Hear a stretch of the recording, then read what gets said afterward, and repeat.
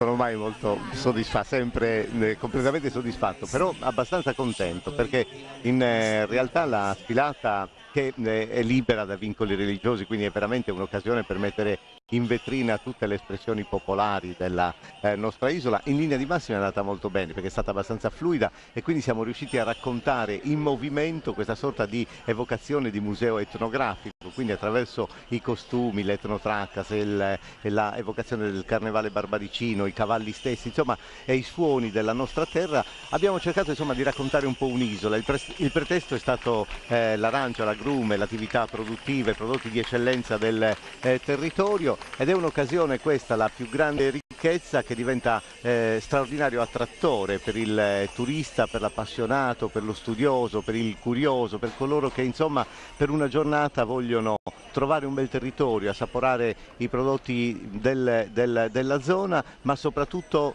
fare una incursione nel passato della nostra isola, che ha lasciato delle tracce davvero straordinarie in noi, e rivivono con queste associazioni di volontariato che sono veramente meritorie di questa, come dire, di questa cultura popolare che non si perde, anzi che continua ad essere alimentata. Pensa alle etnotracas, sono un esempio di come nel periodo recente hanno ricostruito in movimento uno specchio di vita del passato. Ecco, quindi anche questa è una bella Io mi occasione. chiedo, e me lo richiedo, ma perché non lo fai tu il commento? Perché ti ostini a Ma chiamarmi? no, assolutamente, il tuo commento è troppo prezioso e quindi io sono troppo felice e ti ringrazio davvero, grazie, ma veramente grazie di cuore, No.